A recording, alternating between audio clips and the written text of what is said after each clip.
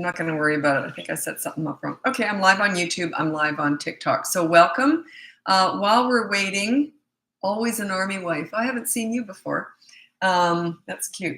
So while we're waiting, I'd love to know where you're from and how old your kids are. I'm here in Vancouver, Canada, and my kids are 33 and 28, and I've got a granddaughter on the way. So that's where I'm at. So where are you at? Where do you live, and how old are your kids? By the way, I'm later than usual. Tuesday nights I come on at 7, but when I just come on any other time, usually it's not this late. Canada, New Brunswick, 15 months. So you're right in the thick of it right now. You're still kind of in that baby stage. They're not really toddlers till they're about 16 months. Port St. Luke. I don't know how to say that. So I don't want to say it because I'll say it wrong. 1, 2, 13, and 10. 1, 2, 13, and 10. Wow. That's a busy household. Okay, so where are you from and how old are your kids while we're waiting for people to turn up?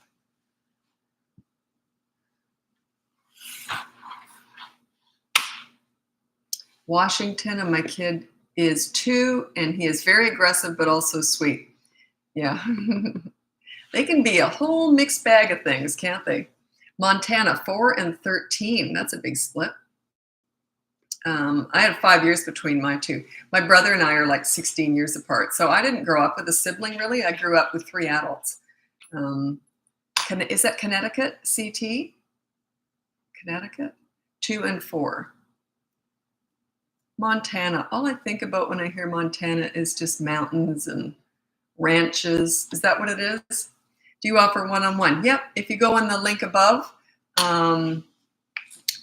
there's only one link up there. It's Bratbusters link tree, it's called. It's just bullet point form. My whole website, it's in bullet point form, and it has everything on there. I do one-on-one coaching. I have courses, and anyway, so this is my intro, I guess. So yeah, the link above, you can hire me for coaching. It's all done on Zoom. It's usually one-hour session per week, or you can buy one of my courses. My big one is the Bratbusters Boot Camp. You learn how to transform into a leader in 5 weeks if you have a 3 to a 12-year-old.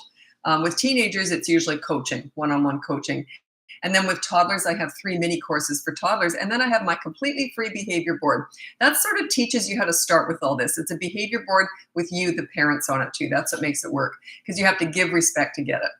Quad Cities. What is Quad Cities? What? I've never heard of that. 9, 5, 3, and 1. Quad Cities. Where's that? Never heard of it.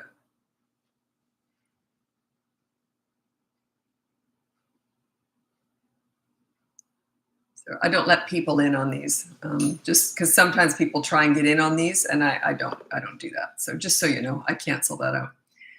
New Jersey, 2 and 4. I want to know where Quad Cities is. If you don't tell me, I'm going to write it down and look it up.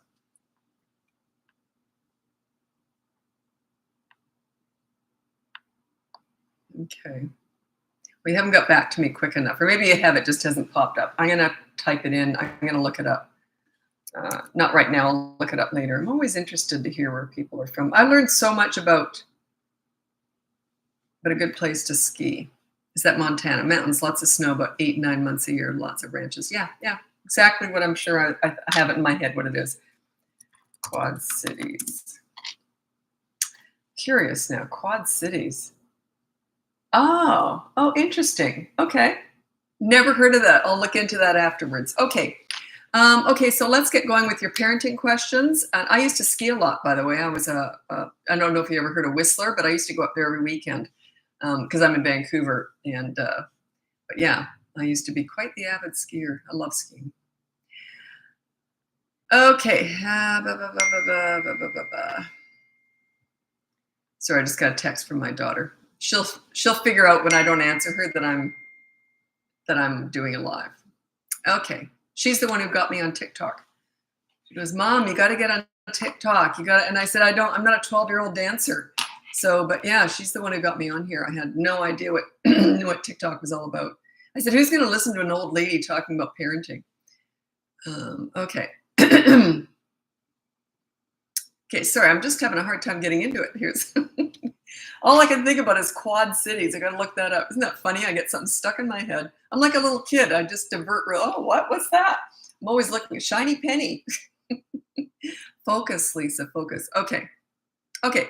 2-year-old starting to hit and kick 9-month-old brother. Yeah, that's really common. You just have to protect the 9-month-old. And every time the 2-year-old kicks, make sure you have a consistent corrective action. You say no, and you might pick up the 9-month-old, and then you sort of just go like this with the 2-year-old. You say no, and you pick up the 9-month-old, and then just go about your business. Don't go on about it. It's these mini therapy sessions when you want to discuss why you don't do it. They don't give a hoot. They're not listening to you. They're just watching you. So under the age of 3, it's consistent corrective actions. It is not words. No mini therapy sessions. It's not words. That's not their world. It's not their lingo. It's not their vernacular. They're all about actions. So consistent corrective actions. It's going to take some time, though. Yeah, it's not overnight. It's not a quick fix with toddlers. It takes time. Okay. I don't know why this one made me laugh. My 4-year-old told me that no one likes him at school, but he's always having fun when I pick him up. Strikes me as funny. Is he going for sympathy? Like, I don't know what's going on there. That's funny. No one likes him at school, but he's having fun when you pick him up. I'm suggesting maybe he's going for sympathy. Maybe you react. I don't know. That's funny. Okay, 1-year-old hitting his face when he gets overwhelmed. Yeah, they just do stuff like that. You just say no and you restrain them. All you can do with little ones is actions. It's not about words. You just say no and then you redirect. When they're still babies, under the age of 16 months, to me, they're still babies. It's just my own way. I've figured it out. But yeah, you have to redirect them. You say no, and then you sort of go, oh, what's this? And you do something else, read a book or something, usually something calm, not something really exciting, because they're already sort of elevated, so you don't want to add to that. Just say, oh, what's this? What a lovely book. Oh, the little fox jumped over, stuff like that, right? So you redirect, but you say no and take the hand away to let them know, but then you redirect.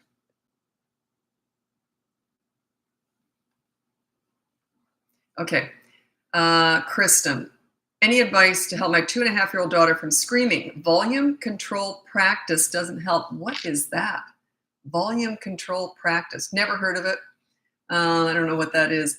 But yeah, if she's screaming now, okay, she's screaming. Why is she screaming? Is she screaming when she doesn't get her own way, or is it just the way she communicates? So I would need a little bit more information with that.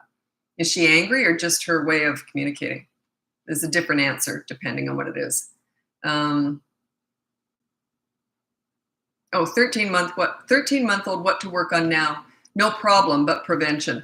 I can't really tell you much because I don't know where your 13 months old is going to go. But what I will tell you is the toddler years are really just about survival because they're unpredictable. They're forming. They don't make any sense yet. Okay, so I'm going to read you my top 5 tips for parenting toddlers. Okay, I'm going to change the order of this. Actually, I don't like the way I've done that. Okay. So I just changed the order because I didn't like the way I had them ordered. Anyway, the first tip that I have, number 1, is child-proof your home so that you never have to say the word no. Number 2 is set up a toy rotation system so they're never bored. Number 3 is to connect with your toddler and to start setting yourself up as a leader, sort of. You play in their world. You do not go to a nail salon with a 3-year-old to bond with them. You go to the park and roll down the hill with them. So you connect with them in their world, play with them in their world, watch how they play, and you mimic them and you get in their world. That's how you start connecting with them. Number 4 is when you do want to stop some bad behavior, don't talk to them. Don't do the mini therapy sessions. That's not their world. That's not their language. You have consistent corrective action, okay? That's how you deal with it. They learn through repetition. It's all about actions, not words. And the 5th one is stop trying to figure them out. They're not figure-outable. Toddlers are just forming. They're brand new, fresh human beings. They've got like one marble and some tumbleweed in there. They're just forming. So don't try and figure them out. What's interesting is whenever people hire me to work with their older kids and they also have a toddler, they never even mention the toddler. They just say, yeah, they're crazy. Like, don't try and figure them out. They're just crazy. They're just forming, brand new, fresh human beings. And just think about it. If you've only been in the world for 2 years, and for one of those years you were a potato laying on a mattress, what kind of context do you have about the world? You have none. They're just forming. So yeah, make your life easier by those 5 tips.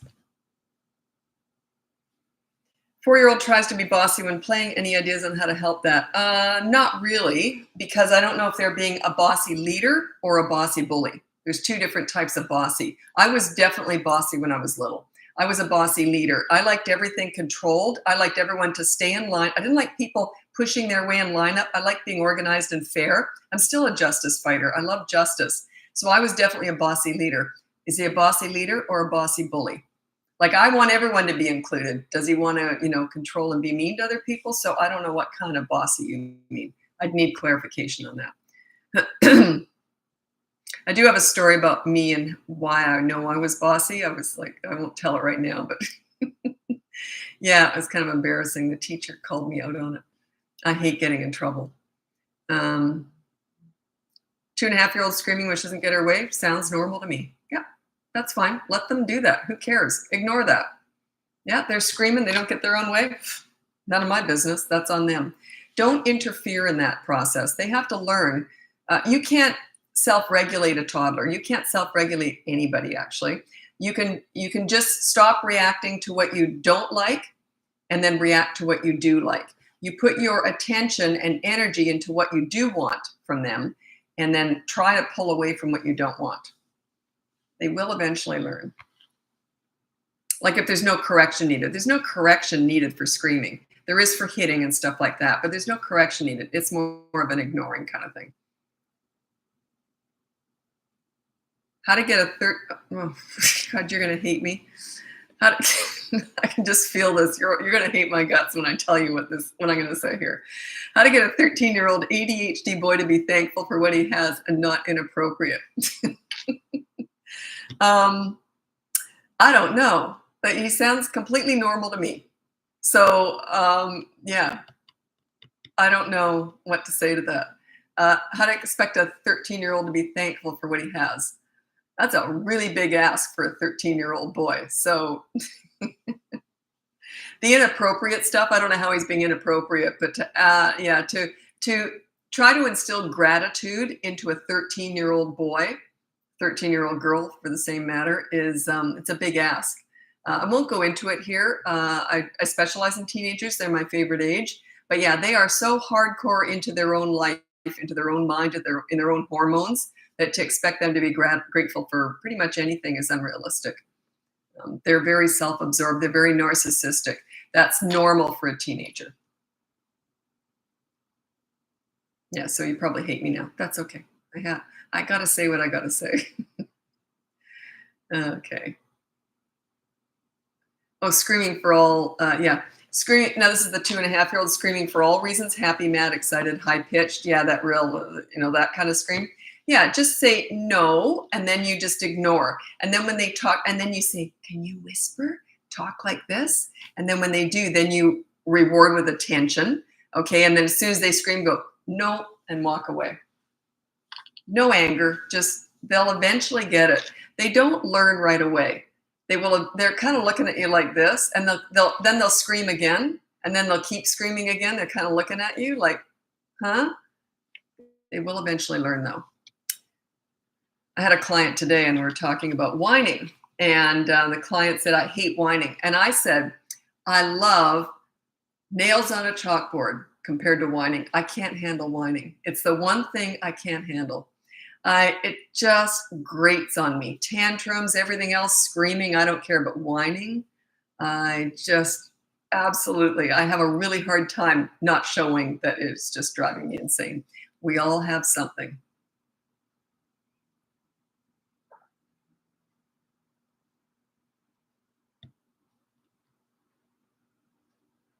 Okay. How would you do? I can tell I've got a lot of new people on here. How would you deal with the three? Because I usually get mostly regulars, and then sometimes I'll get a lot of new people. I can tell by the questions. How would you deal with a 3-year-old that slaps, pushes mom and kids at daycare? I do timeouts. I hate timeout. Can't stand timeout. I think it's just a form of shaming and humiliation. It actually, I hate it. So yeah, don't do timeout. Slap and pushes mom. Okay, 3 years old. Okay, so I would put down, use my behavior board. It's completely free. Go on the link above and it's behavior board. It's completely free. Go on there and put down no hurting other people as the rule for that child. Every time they do, you say, okay, there's a consequence for that. Okay. So you'll see how it's all set up. There's actually 2 consequences for kids. The first one is a positive action. If they hit, they have to do something nice for that person. Okay. If they won't do that, then you default to the negative deprivation. You take something away. It's harder to get them to do something, but you want to start with that. That's the nicer one. You want to teach them how to be nice. If they won't do it, say, okay, that was your choice. Now you're going to have 24-hour media blackout or something like that. Okay. So check out the behavior board. It explains how to do this. They will eventually learn. They just do. You got to be consistent, 100% consistent. If you do this 9 times out of 10, they'll remember the one time you didn't. And that's the one they're going to feed off of because that's the one that serves them. Think about it.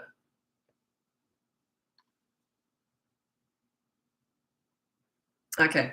My almost 4-year-old hasn't been listening lately. So your 4-year-old was listening before, even with simple directions. I don't know what to do. Okay. That's usually something that happens at 3. The reason why it could just be the same thing. The reason is at 3 years old, they are able to stop and think and reason. And at 3 years old, if you're not a leader, if you're a leader before then, they don't do this. But if you're not a leader, they stop and they think, wait a minute, you're not in charge, so I will be. Potentially your 4-year-old has just found his or her power and realized you're not in charge. So are you a leader? If you're a leader, that wouldn't happen. It just doesn't happen. Remember, we're never fixing kids here. We're fixing and teaching parents here. When you're a leader, everything falls into place right through the teen years. Piece of cake when you're a leader, okay? That's all I teach. I teach leadership parenting. That's all I teach.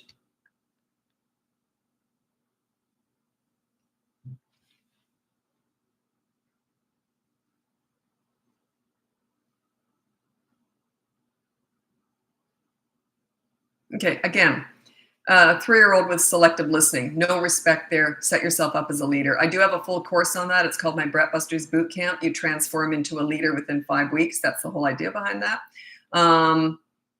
Yeah, that'll teach you how to set yourself up as a leader. Remember, it's never about the kids. The kids, those are just tells. Their behavior is a tell for me. It tells me what's going on with you. Their behavior is 100% a direct result of your parenting. That's all it is. It's never about them. Never, never, never. I've worked with hundreds of kids, if not thousands, probably just hundreds, I'm guessing. I don't know. It's been a lot. Over 51 years now, and I've got respect with all of them. Is it the kids? Those were all kids that were challenging. No one ever said to me, here's an easy one, Lisa. They all said, good luck with this one. So, and I specialize in troubled teens too. So I was always able to get respect. They listened. That's because I know how to be a leader. That's what I teach, how to be a leader. So they will listen. I just did a video on that a couple days ago. Was it yesterday on how to get kids to listen to you? So check that out after this. Extremely picky 3-year-old who's refusing any meals, tips for this. Okay. I don't have any tips on that, like officially, because I'm not a nutritionist or a doctor, but I will tell you what I did with my kids. It is radical. Okay. I'm a health food nut. So I didn't have any packaged foods. There was no ice cream in our freezer, no chips in our pantry. Okay. So they had the choice of this healthy food or that healthy food. They just learned how to eat healthy. That's the only choice they had. My daughter actually has a degree. She's a holistic nutritionist. She doesn't exercise that anymore, but she's in marketing now, or not just marketing, but anyway. So, but yeah, it's, if they know there's ice cream in the freezer, they're not going to eat a healthy meal oftentimes, right? So yeah, my kids knew there was no ice cream waiting for them, so they may as well eat the broccoli. I'll tell you a funny story. Well, I think it's funny. My son was out somewhere. He was really little, and he was telling me all about this weird pizza he'd eaten when he was out. And he said the sauce was all red, whereas at home, I made everything from scratch. I never bought anything in a package, right? So I made all the dough, made the pizza sauce. I pureed spinach into our pizza sauce, and it was brown. So he thought that was normal. He thought pizza sauce should be brown. I'm not saying you have to be that radical, but yeah. They just didn't have a choice. I completely controlled their nutrition, right? My 13-year-old tells me to F off. Suggestions. You might want to hire me for that, because that teenage stuff is usually coaching. I deal with this every day. So yeah, if that's all they're saying to you, you're lucky. Some of the stuff I hear is unbelievable. Well, not unbelievable, but anyway. The teenagers are my favorite age. That's my specialty. So if you want to work with me, that would be 5 sessions, and it's in the coaching department up there in the link. So yeah, I can't. It's like, how do you tell on a TikTok answer? I can't answer that. You have to work on your relationship with your teenager first before you can even address that. That's a direct result of your relationship, or your lack of a healthy relationship with your teenager. Once you get good at parenting a teenager, that would not happen. I will explain to you. There's 3 tips for parenting teenagers. I'll read them out. They're just my general TikTok tips, okay? In coaching, a whole bunch of stuff comes up, obviously. But okay, so these are the 3 top tips for parenting teenagers. Number 1 is listen to understand and show empathy. You don't listen to gather information to lecture with. They will shut you out. They won't tell you anything. When you get good at listening to understand and then stop talking, they'll tell you everything. They just start looking at you differently. You become a safe place to land. They're going to tell you everything. Okay, that's number 1. Number 2 is negotiate pretty much everything. You got to give them a say in how their life goes, okay? It's not that you don't have a say in how things go, but you got to negotiate. You got to give a bit, okay? If you're not willing to give, how do you expect them to give? They're starting to look at you differently. They're starting to become adults now. They're starting to exercise their independence. Okay, and the last one is don't sweat the small stuff with teenagers. Save your energy for the big stuff, okay? Let the small stuff go. But yeah, you discipline young children to get respect. With teenagers, it's the opposite. You've got to get respect before you can even think about disciplining them. But you don't discipline them telling you off. That's on you.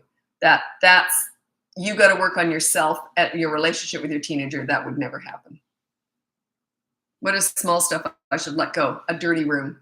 I let that go with my kids. And I'm not OCD, but I am very fussy. I'm very organized, and I let that go. I let them have their messy rooms. I just had 2 rules. No food in their room and no dirty laundry in their rooms. That had to all be taken out to the hampers. So that was my only two rules. And you should have seen my son's room.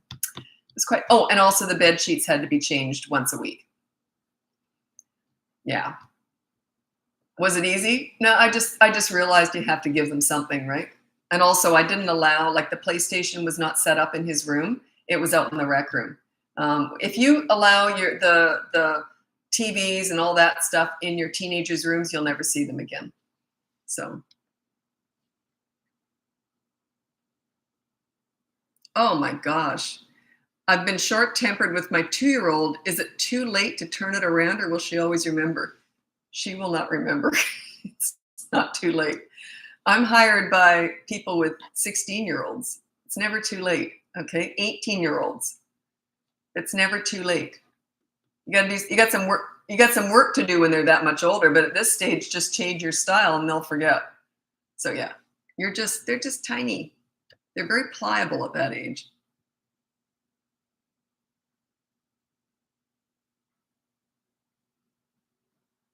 You had communal hampers. That sounds so efficient. I still do it. I have 2 baskets, 2 hampers. I'm very fussy, right? 1 white and 1 for everything else. And also I have a rag wash too, rag hampers, because I clean every day. I'm constantly cleaning. So, but yeah, I actually have 3 hampers: cleaning cloths, whites, and everything else, like not whites. But yeah, and it was communal. I did all the laundry because I wanted to, and but it had to go in there. And they were very good about that. There was never an issue. They had to separate it, whites and everything else. And they didn't have to worry about the cleaning cloths because they really never cleaned. They would vacuum or something, but I love cleaning, so I didn't want them messing it up. But yeah, one thing they couldn't do is they couldn't leave dishes around. They couldn't leave a mess around the house. That I was fussy about. But I didn't expect them to clean because my level of cleaning, I wouldn't put that on. I didn't want to put that on my kids. I just didn't want to do that to them. So I love cleaning. Okay.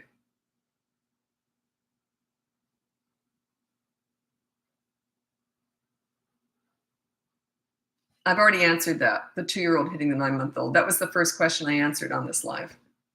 Okay. Okay. Do I let my 15-year-old go to a party that will probably have alcohol? She is honest about things. That's a tough one. That would be coaching. I'd have to figure out your relationship with your teenager. What's going on at that party? Are there adults there? But yeah, you can't just say no to a 15-year-old. You have to negotiate. You have to figure things out. So that you'd have to hire me for that. I can't answer. I don't have enough information to give you a responsible answer. My gut reaction is no, but I wouldn't have just said no to my kids. I would have talked through it and figured it out. I don't talk about my teenage kids. They're adults now, but I talk about them when they were little because that's no big deal. But as teenagers, I talk about a lot of stories in coaching. It's more private there. Nothing really personal because my kids, it's none, I don't like to share all their business, but yeah, I talked about everything. I have a really cute story with my son. But yeah, I never really just have a hard no with a teenager. You got to negotiate everything. You got to figure things out. One thing is for sure, there's got to be adults there. 15, there has to be adults there. And I would want to know who they are. They might just be drug dealers. Who knows? Okay. 2-year-old knocks over things when bad. You're saying no, knocks everything when bad. Okay, that's a 2-year-old. If they knock over things, that's on YouTube. I was just looking at. If you're knocking over things, I would just say no and put those things away. Plus, completely childproof your home. There was nothing around my house for my kids to knock over. I childproofed my home when my kids were toddlers. I made my life easy. There was nothing below the waist at my house. It was all, I never even had to watch my kids at home. Friends loved coming over to my house with their little ones because they never even had to watch them. There was nothing to get into. I just made that choice. And then my kids were not used to getting into things. So when we went out, they weren't precocious when we went out. So it actually made my life easier when we went out too. I thought it was going to make it harder because they'd go nuts when they saw stuff, but they didn't. So many times I'd hear friends say, oh, he got into another plant. There was dirt everywhere. And I'm like, you did that. Why would, I want them to learn not to touch. Yeah, by the time they're 3, they'll know. Like, why would you put yourself through that? Oh, he got into the Vaseline. Vaseline all over the TV, all over everything, all on the carpet. You allow a toddler to go into a bathroom cupboard? Like, oh, and he was brushing his teeth with the toilet brush again. I'm like, okay, fine. I never said anything. I just laughed with them. But I'm thinking, why would you do that?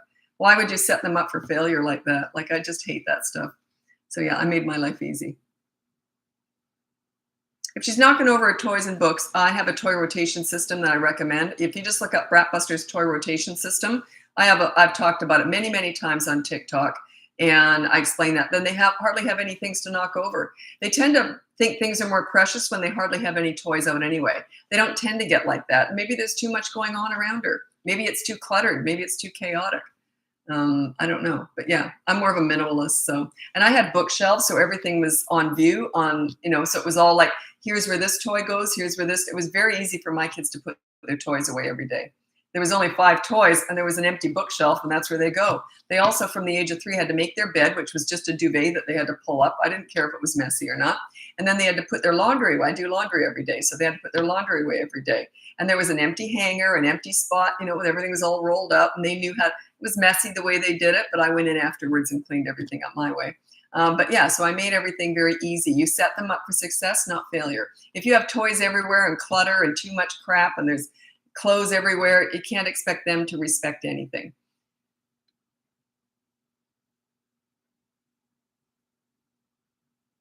But also, if you are like me and you're very fussy and very anal, I never put that on my kids. Like, they had to put stuff away in a reasonable way, but then I went in afterwards and rolled it all up perfectly and did it my way. But I would never have expected my kids to clean at my level because I just thought that was just because I like it. I didn't think they should. Neither one of them likes cleaning now, that's for sure. And that's fine. It's funny because as clean as I am, I don't have it as a priority for people. Like, I don't care what your house is like. Just don't mess up my house. Like, I only care about my own. I don't see it as a necessary attribute. Just because I like it, it would be like religion. I'm not religious, but if I was, it would be important to me, but I wouldn't put that on my kids. They're allowed to make up their own mind about things. And do they want to be really fussy and clean? Turns out neither one of them did. And I wasn't raised in a fussy household, but I was from the time I was little. I was very fussy. I just love clean. So yeah, we all have our different personality traits. Be careful that you don't put that on your kids. All of your beliefs and your own traits. You want them to be respectful and nice people, but don't expect them to be mini me's or mini you's. That's really important. A lot of parents get that wrong. But you know, our religion's so important to us. Yeah, that's the key word there. It's very important to you, not to your kids. I've dealt with that a lot in coaching with parents who are very religious and they have children or teenagers. They don't want to go to church anymore, and the parents are really upset. Some of them even almost pretty much disown their teenagers. They get so upset over that. And yeah, I have to work through that, I'll tell you. Had to get the help and clean and tidy them because it was just part of the chores. You live here, you have to contribute. They just understood. You live here, you have to contribute to the household. I wouldn't pay for that. There's no way. They get allowance no matter what. I keep allowance and chores separate. That was a very controversial video I did. That was a huge one, I think. I got millions of views on that one. And who would think chores and allowance, keep them separate? It was a huge video. But the whole point behind that was children deserve to learn how to manage money. And they deserve to get some money every single week. I just believe that. I have a whole system on that. And then that has nothing to do with chores. You live here, you contribute to the household. That was it. I would never pay for that. So yeah, they just knew there was no TV until my kids might have said when they were little, can we please watch TV? I'd say, sure, as soon as you finish your chores, and they'd run around finishing them. There was never an issue. Sure, as soon as you finish your chores. I always use them as leverage if they forgot. Because there was always something they were going to want, right? Can we go in the pool now? Sure, as soon as you finish your chores. And they'd race around doing their chores. So yeah, it was no big deal. Plus, I'm very fair and reasonable. I never expected them to go the extra mile, you know. Like I didn't have them with a rag in their head and an apron on and with a mop bucket. You know what I'm saying? Like I didn't expect them to be my maids or anything.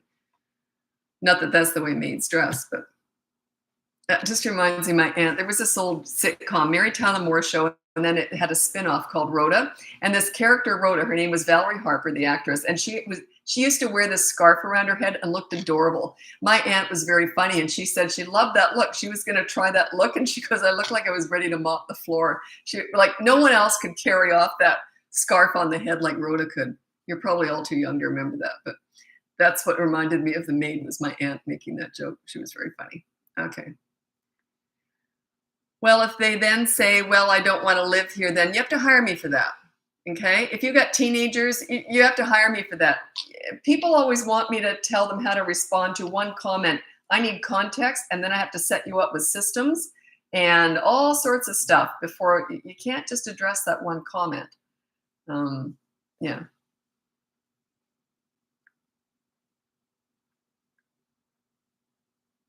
Well, you kind of already answered your own question. This is overstimulated since becoming a stay-at-home mom. Any tips? I try to get out as much as possible. Get out as much as possible. That's about all I can say. You're going to see other stay-at-home. I was a stay-at-home mom. And oh my God, I remember I got the best advice from someone. I said, what about when you have one of those days when you and the kids were up all night sick and you're just tired the next day, you're all cranky. And I think it was a neighbor with older kids. She goes, just slop on some old clothes and go to the park. Get out. And she said, and sure enough, you'd see some other mom at the park looking the same way. And you'd end up talking and laughing. And so yeah, get out, get perspective on the world. I know when you stay at home, your perspective tends to get a little bit wonky. You're not the only one who feels that way. There's a whole bunch of other moms. I remember my kids, once they were up on their feet really confidently, that was my ticket. I took them to the gym. I love working out. So I took them to the gym every single morning so they could go in the gym daycare because I didn't want to do it when they were crawling because it's dirty, right? So I waited till they were up on their feet, and then gym day every single day, and they'd go in gym daycare. Well, the moms and I, we used to laugh, all this moms. We go and do aerobics. I ended up teaching it. I loved it. Anyway, we'd all do aerobics. That's a 1-hour class. We wouldn't pick the kids up for like an hour and a half, an hour and 45 minutes. It was the longest walk from the aerobics room to the daycare room. Got to be a joke. We'd stand leaning up against a wall, chatting. So yeah, find other stay-at-home moms and people you can relate to. There's a saying, it doesn't really apply because I love mothering, but there's that saying, misery loves company. Everything loves company. The happy times, you want to meet other people who are going through all the same stuff you are, whether it's happy or not, right? So yeah, get out, get play groups going, have other moms to your house. I was very social. I was out every day with my kids.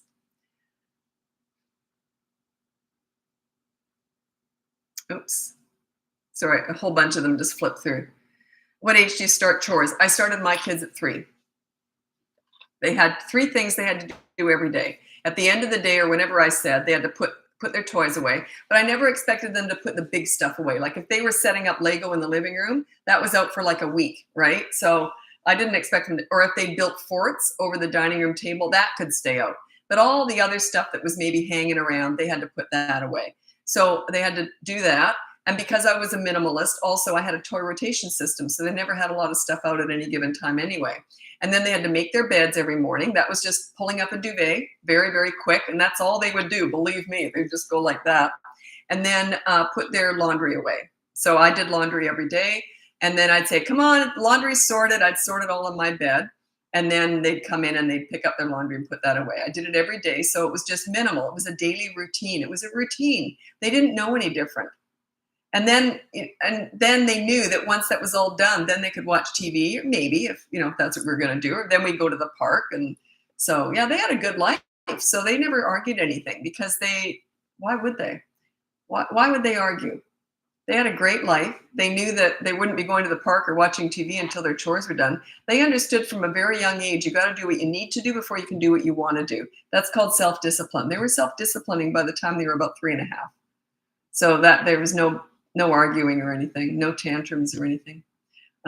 They just understand, oh, okay, life's great if I make good choices. You're just guiding them into making good choices. Plus, I never wanted to have to tell them what to do. I wanted them to just understand. So I'd say, oh, I'll tell you what, we got to do all the chores now. So I'm going to do this. You go do your chore. And they would just do it. Yeah. That's all I teach here is leadership. That's where you want to get to. Most people aren't there. That's where you want to get to, where they're just self-disciplining. But that's when you're a calm leader, that's what happens. They just are easy. So work on your leadership skills and everything falls into place. It's all about you. Their behavior is 100% a direct result of your parenting. 100%. They are born with a basic nature and a basic personality, but their behavior is 100% a direct result of your parenting. When they're teenagers, they are more influenced by outside people because they're pulling away from you, right? That's normal. They're growing up. They're getting their own lives. So it's a little bit different, but they're still there. They're still respectful. They still have that in them. It's very hard for them to go astray as teenagers when they're close to you and when they can tell you everything. It's very hard for them to do that. Remember my son, I love this. No one ever laughs at this really. I just think it's hilarious. My son, he was at school and this classmate said to him, would you ever break the law? And my son said, well, I'd be terrified my mom would get to me before the police would, so no. You're darn right. It wasn't fear. He would have been embarrassed and ashamed, for mom to turn out disappointed. They didn't want to see my disappointment ever. And I didn't want to see theirs either. It was mutual. We respected each other.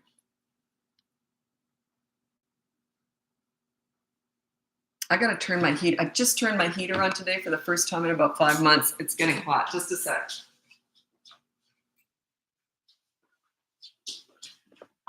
Oh, okay. And the smell that came out, it smelled like dust or old people. It smelled like an old Afghan because the heater hasn't been on in 5 months. Actually, I've got another heater I got to turn off too. Just a sec.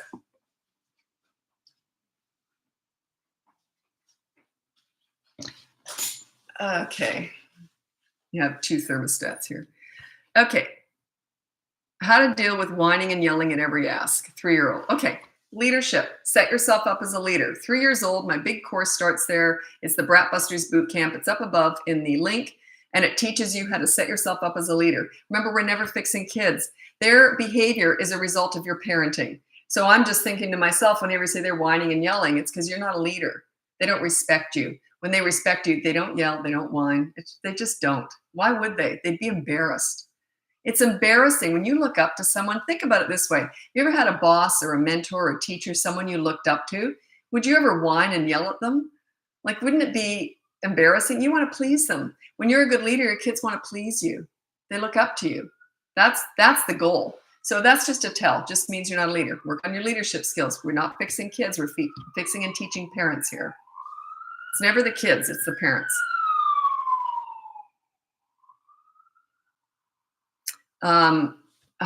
I can't remember what it was. I was put in a very awkward position once. I used to do a lot of TV, and someone asked me about something, and they said about judging kids, and I didn't know how to answer it. It was on. I was put on the spot, and anyway, so I used to do a lot of live TV as a parenting expert. Anyway, I was put on the spot, and they said, "Well, do you judge kids when you're out and they're tantruming?" And I didn't know what to say, but I thought I'm never looking at the kids. I'm looking at what the parents are doing because the kids are just a direct result of the parents, right? So their behavior is just the parents. So I never look at the kids. If the kids are tantruming and screaming and yelling, if I'm going to look at anyone, I'm watching the parents to see what they're going to do because they're the everything, right? So, but yeah, I remember that. I don't remember how that came about, but I was put in a very awkward position. Like I couldn't say it tactfully in the way they worded it. They were trying to put me on the spot, and I know they like to do that because I was a regular, so they just see what I was going to come up with. But I remember that one made me uncomfortable. They're not teenagers yet. We got moody 7 and 4-year-old when it comes to tidy up time. Yeah, that's work on that. Get a chore chart going. Get a chore chart. Have 3 very easy chores. I always suggest dirty clothes in the hamper is a good one. Putting laundry away, that's what I did, but I did laundry every day and it was very organized. So if you don't have that system, don't expect that with the kids to keep that up. But make their bed, put their dirty clothes in the hamper, and no toothpaste in the sink, something like that. That's their chore chart. On the behavior board that's free up above in the link, it's the behavior board, and you can put down follow chore chart. If they don't, there's a consequence. You'll see. Look at the behavior board. It explains all that.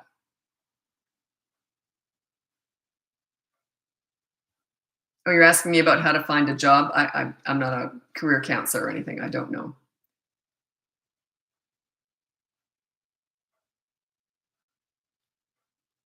Okay, my daughter is fine at daycare, but as soon as I take her home, she cries and whines a lot. Help. Well, she's probably overtired and it's just a big release. Usually that's what happens. If they're just like 1 or 2, that's quite normal.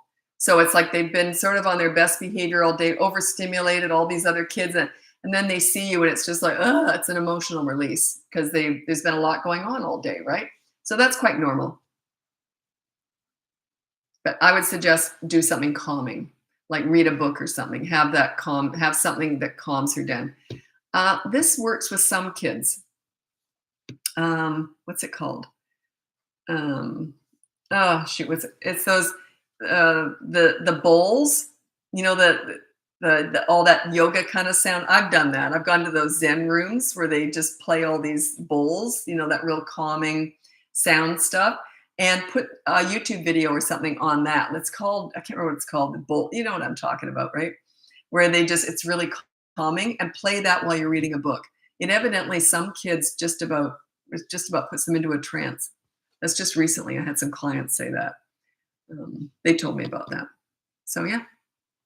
Teenager caught stealing. I need advice on punishment. You don't just punish that. You got to figure out why they did it. And what's your relationship like? You don't just address the bad behavior with teenagers. You can't. I have to figure out if you want to hire me, teenage stuff's almost always coaching, one-on-one coaching with me. It's all done on Zoom, so it doesn't matter where you live. Check it out. It's usually 5 sessions with teenagers. Anyway, you can't just address the bad behavior. You have to figure out your relationship and the reason behind the stealing. When did it start? How old were they? How have you addressed it in the past? Have they got siblings who steal? I need context. I can't answer that. That's a big question. Can't answer that. I don't know your relationship. So yeah, you can't just hand out a punishment to a teenager. You got to work on your relationship first. You could try, but it's not how I operate at all. The drumming session. I miss the drumming session. Yeah, that kind of stuff where it's just really soothing. The sound bowls. I think they're called sound bowls. And I used to go to this place called the Zen Den here in Vancouver, I think it's called. And anyway, you turn up and you just lay on these little mattresses on the ground with pillows, and they just do all that Zen stuff. And it's really neat. I'm not really spiritual really, but I'm very into massages and relaxing and, that kind of stuff. Oh my God, it was just beautiful. And then there was one guy who was really good at the sound bowls, and they're not all great at it, but he was really good at it. And you were just like laying there, just like in heaven. It was just beautiful. So yeah, and I can understand why, it looked like kids might like that too, right? It's very calming.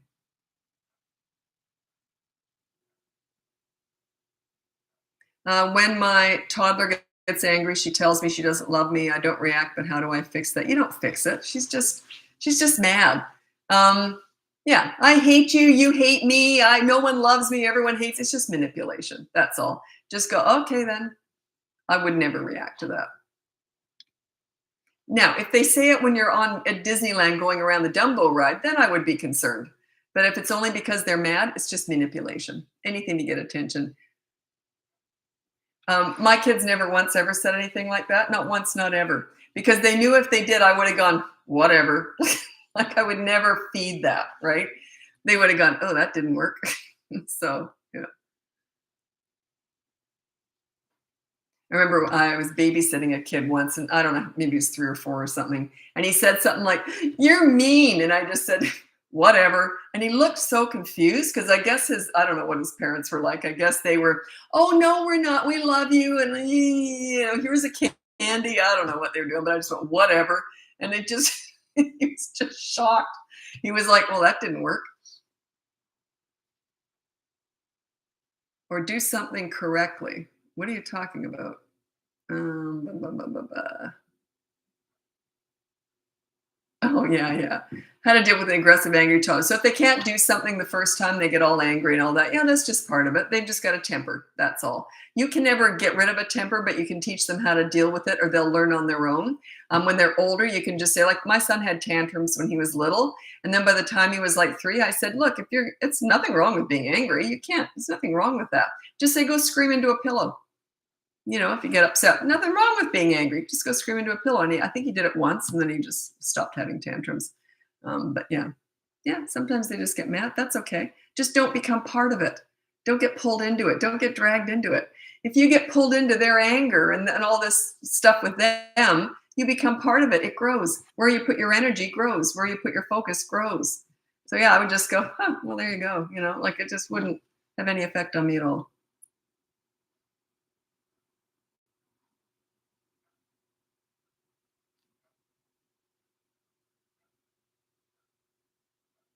Okay.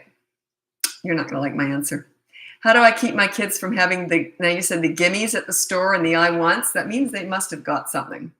Yeah, I didn't feed my kids stuff at the store, so they had no expectation of ever getting anything. Like the checkout was a dream with me because they knew and I always said, if you ask, you never get. That's not a treat. That's filling a demand. And you never demand candy because I was a real health food nut anyway. So yeah, just that means, you know what? If you give it to them sometimes and not other times, it makes you look like you don't know what you're doing. It makes you look like a bit of a liar, an inconsistent liar. It's like, sure, you can have one sometimes if you're good, and then the next day they can't have it. It confuses them. You got to be consistent. My kids never got crap at the checkout, ever. So they never asked for it. Sometimes I'd throw something on the conveyor belt. I wouldn't say anything. I'd just throw it on the conveyor belt, and they'd look at each other like that. But they wouldn't, if they'd asked for it, they wouldn't have got it. But then I'd throw it on there, and then they knew they were getting something. So that was a treat because it was a surprise. But that's because they already understood that, yeah, you ask, you get nothing. So yeah, you've trained them to do that for sure. You can train them out of it. Just say from now on, you're not getting anything at the checkout. If you ask for something, you get nothing.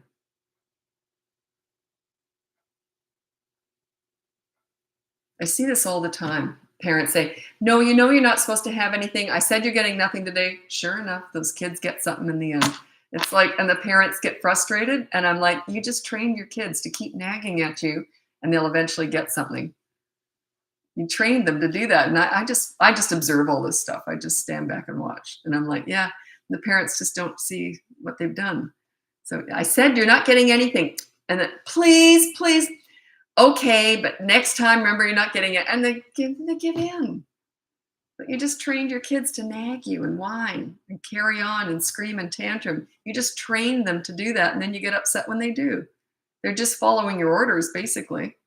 So yeah, think about it.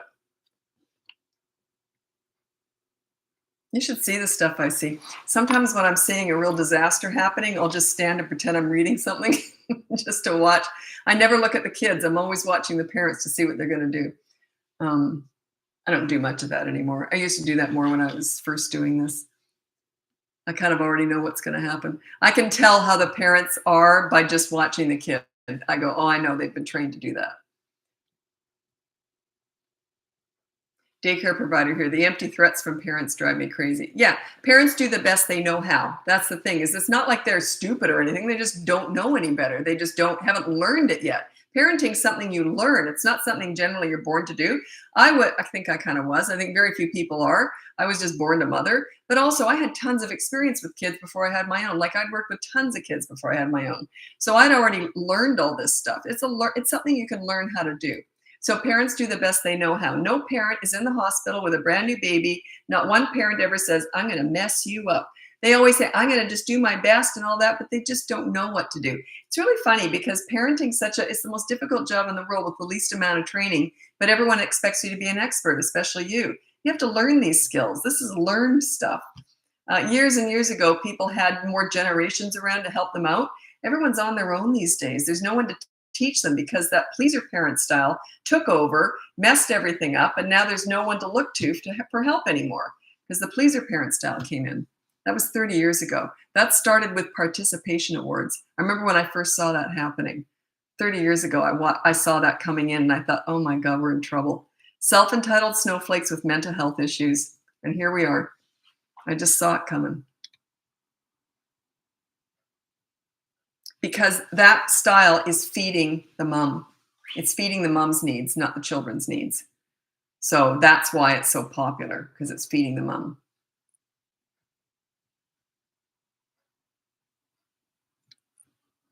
Oh God, I'm just feeling it like I want to go on and on about that. I won't. Because I have to fix all that damage. That's what coaching's all about. I have to fix all that damage.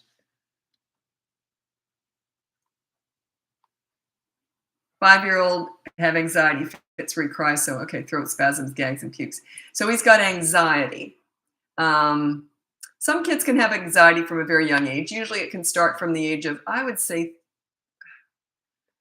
maybe 4, 5, 6. Certainly by 8 and 9, it really kicks up a notch. Okay.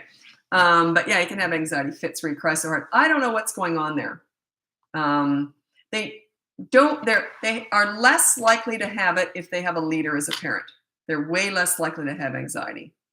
So I don't know what's going on. Are you feeding it or are you a calming influence? Or do they just have heightened anxiety issues? I don't know. You'd have to hire me to figure that one out. Yeah, Jennifer, I don't know how to fix it on TikTok here. You'd have to hire me. We could maybe work on it. There's no guarantees with any of this. My son eats walls. The plaster diet. Yeah, that's not that's something I've heard of. That's not something that I've never heard of. I've heard of that. Actually more than once. Heard of kids eating plaster. So, and a lot of pregnant women. It's like eating chalk. It's something about it. I don't know what's in it. I don't know if that was a joke or not. But yeah, I've actually heard of kids eating walls. It's something in the like plaster is like chalk, and pregnant women often crave chalk. So there is something in it. Tell me more about it, please. What was I talking about? The anxiety? Is that what I was going on about? I forget. Once I move on, I move on. Or was it the pleaser parent style? Was it the anxiety or the pleaser parent? So Ginger, tell me which one, the pleaser parent or the anxiety? And then I love a lecture, like when I get on my soapbox and I just want to talk about something. Teenagers, yeah, they're my specialty, teenagers. I started my business working with teen crisis work, life and death stuff. So, and I also specialize in abuse and all sorts of horrible stuff with kids. But I don't lead with that anymore. I used to lead with that in my business. I don't do that anymore. I still do it, but I don't lead with that now because I'm more in the prevention. I remember I used to do a lot of TV and radio as the parenting expert.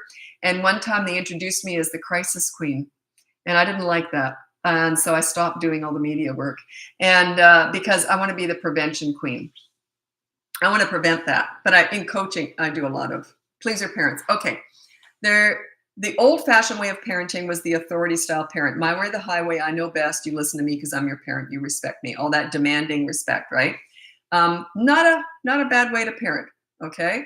It's not what I do, but it's not a bad way to parent because the teenagers will rebel against the authority. That's normal. They'll rebel, but they'll come out the other end respecting what the authority did for them. They'll come out strong individuals as a result of that. The pleaser parent came in about 30 years ago. I watched it come in. I was watching it. That came in about 30 years ago. The pleaser parent tries to roll out the red carpet, make everything nice, talk about everything, your big feelings, your big emotions. You need a hug, you need a participation award, trying to make everything easy for them, telling the teachers how to make their child feel special. It's all this entitlement. This entitlement is just sickening. Anyway, that raises young adults with self-entitleitis and mental health issues. Okay. You didn't validate my feelings. I'm just the bus driver lady. Like they're just a mess. They have no fortitude. They never respect their parents. They never appreciate what they did with them. They also rebel during the teen years. Also, the pleaser parent is more likely to yell than the authority parent. Interesting, eh? Because they're so out of control. Their kids are so out of control. They don't know what to do.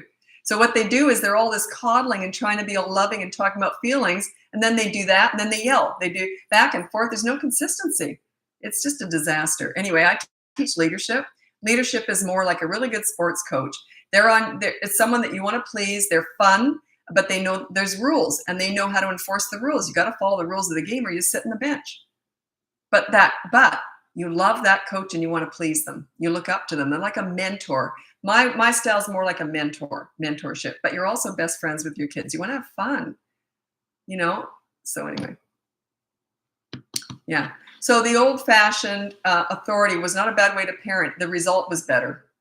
The pleaser parent, it's a disaster. Now I'm getting, my clients now were raised by pleaser parents, and they don't even have role models. So you see what I mean? Like, yeah. So it's just trendy. I know it's trendy out there, and I don't study what anyone else is doing. All I know is what my clients tell me. And, but yeah, I don't study I've never read a book on parenting or anything. I don't know what anyone else out there is teaching aside from what my parents tell me, because I know what I'm up against. And this pleaser parent. Do you take clients from Australia? Yeah, my kids were raised in Australia, by the way. I have clients all over the world. As long as you speak English, because that's the only language I can handle. But yeah, it's all done on Zoom. So yeah, I have clients in Australia right now, actually. Well, not right this minute, but I do on my roster. I have clients in Australia. My son was born in Sydney and my daughter was born in Brisbane. And I was there for about 20 years. So I parented, most of my parenting was done in Australia.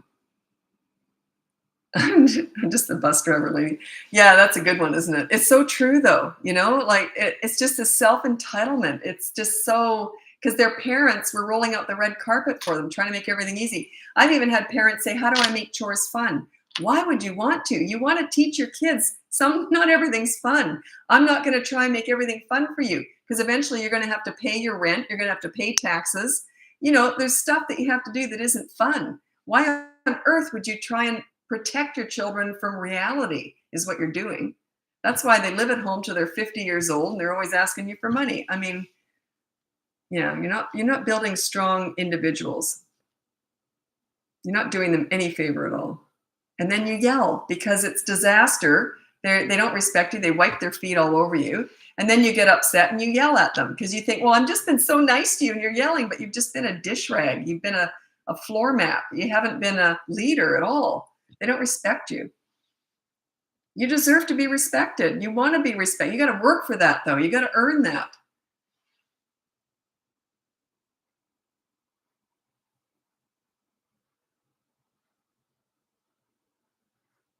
I had a client today.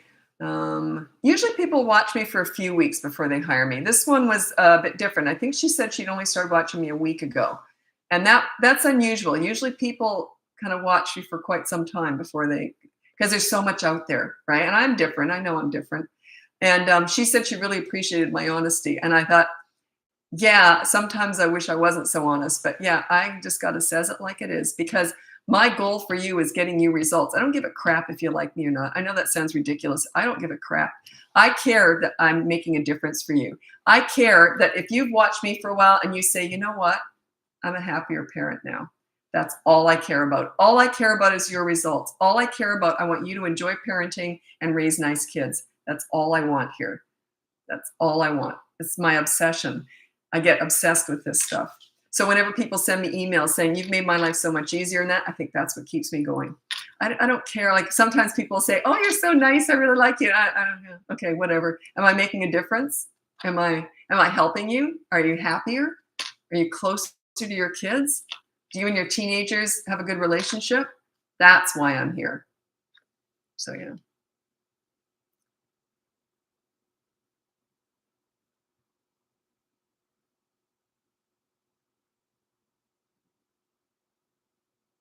Okay.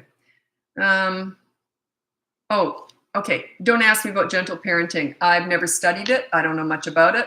And the pleaser parent, there's a big umbrella, I'm sure, with a whole bunch of stuff underneath that. So don't ask me about gentle parenting. I'm not going to criticize any specific, genres that are out there because I've never studied them. So why would I? I only teach through experience. Kids taught me everything. I'm experience based. So I've never looked at any competitor. I stay out of that. I am very careful about that stuff. So if I'm ever insulting anything, I don't know who teaches it. I've been asked to go on panels with other parenting coaches and argue, like debate. Why would I do that? Plus, what am I going to learn? Who else has been doing this longer than I have? Like people say, well, you should study her. She knows what she's doing. She's only been doing this for 5 years, or she's only 30 years old. Like, how could she possibly teach me anything? Like, why would I do that? Kids taught me all this. I'm kid taught. And they're the ones who told me to do this, to teach this. They said that I was mentoring troubled teens, and they said, you got to teach this stuff, Lisa. No one talks to us the way you do. And there was no such thing as parent coaching. That was probably, oh God, how many years ago now? 25 years ago, maybe? Okay, how do you keep a 1.5-year-old occupied with screen time when you need to do other things without screen time? Yeah, do the toy rotation system. That's I have, just a second, I'll read it out again. My top, sugar, just a sec here. Okay, my top 5 tips for toddlers. Oh shoot, I just got rid of it again. Sorry.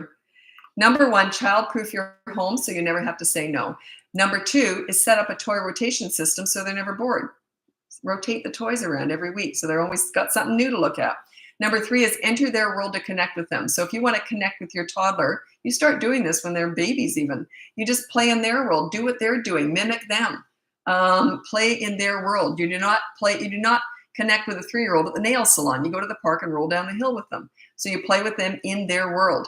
Number 4 is stop with the mini therapy sessions. When they're naughty and they do something bad that you want to correct, don't talk it out. Don't talk about feelings and big emotions and all that garbage. They don't need a therapy session. They need consistent corrective actions. That's how they learn. And you just say no, and you put the toy away if they've hit with it or something. You say no, and that's the end of it. Consistent corrective actions. They learn through repetition. And probably the most important one is number 5 is stop trying to figure them out. They're not figure-outable. They're forming. They're brand new, fresh human beings. They haven't developed sanity yet. That's why they seem so crazy. They're just forming. They've got one marble and some tumbleweed floating around in there. Don't try and figure them out. Whenever I'm hired by people who have older kids and they also have toddlers, they never even mention the toddler. I'll sometimes ask, how's everything going with the toddler? Just so I can tell you this. And they always say, they're just toddlers. Yeah, they're crazy. So they don't even ask me anything. It's really interesting. Once you've lived through a toddler, you never try and figure them out after that. Do you mind explaining how sessions with you will work? Is it a Zoom? No, it's a Zoom, one-on-one. I take charge, though. I don't listen to problems. I'm all solution-based. So I just get enough information to work with. I will ask you some questions, but there's not a lot of that. It's more this and that. And then you respond to how we're going along. And we set up a behavior board, usually, not always. Anyway, but usually we set up a behavior board, and I'm learning as I'm going along. And I'm watching your body language like crazy. And I just watch what you're doing, and I figure out where your strengths and weaknesses are. And then we work on that. So it's usually 1 session per week. And got to have a sense of humor too. Oftentimes, parents are telling me a horrible scene. I always say, tell me the worst scene you've had the last week. And then I say, but I'll stop you when I only need to know how you got into it. Once you've gone off the cliff, I don't care. It's how did you dive off the cliff? Anyway, they'll tell, and I'm laughing away, and they go, are you laughing? Why are you laughing at me? I say, I'm not. I said, kids are just so funny. Like, I think kids are hilarious, but I know how to deal with it. So it's easier for me. And then the parents, you just have to have a sense of humor about this. Life is messy. Parenting's messy. It's not all going to be perfect. You have to have a sense of humor about this stuff. But I'm very solution-based. I'm going to tell you to do a whole bunch of stuff, and we'll get all organized. Anyway, I love what I do.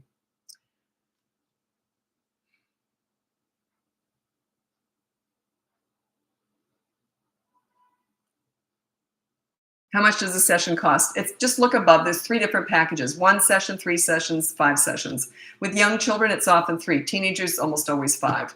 And some people just want the 1 session is really there just for people who want to come back and do a check-in. That happens a lot over the years. So that's really what that's for. Or sometimes people just want to take me up for a test drive, and then they upgrade to the session packages. But anyway, so look it up.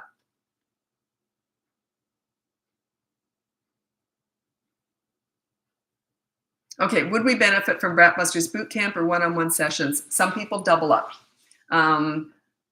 A lot of people just like that one-on-one, and because especially if people are going through stuff that may be out of the ordinary, then they double up usually. But you can just try the boot camp. Lots of people if you just have all stuff that's really common, just get the boot camp. Really common stuff. But if you want extra nurturing, that's that one-on-ones a lot of people do. They want to be talked off the cliff. If you're really going crazy and you're really stressed out, that might be coaching. So it's more about you. What are you going through? How are you feeling? Because that's what I'm here for. I'm here to make you feel better. Because if you don't feel better, you're not going to follow through with anything I say anyway. So anyway, but yeah, the boot camp, it's all normal stuff that most people go through at the boot camp. The results, if you're just going through all the normal stuff, the results with the boot camp are up here, and here's coaching. Like, it's not that far off. If you're going through really difficult stuff, it's a bigger variance. Coaching definitely is more for you. But yeah, so a lot of people double up. They bought the boot camp, and then they also want to have sessions as they go along for stuff that comes up. But most people just get the boot camp, and they're getting really good results, they tell me. So that took me 16 years to make that course. Do you know why? Because I always thought, how on earth are they going to get results without coaching, right? So, and then but I figured out how to pace it over 5 weeks. And, but yeah, I just never thought I could do a course that would be that effective, but it's worked out really well. So, what time is it? Oops, I got to get going. Anyway, I'll be back. What's today? Wednesday. Yeah, I'll be back again tomorrow. I never know what time, aside from 2 times a week. It's in the link above, and they're scheduled lives. And also I do videos pretty much every day. Not every day. I usually try and do 15 a week I do. Anyway, I'm also on Instagram, and I'm also on YouTube.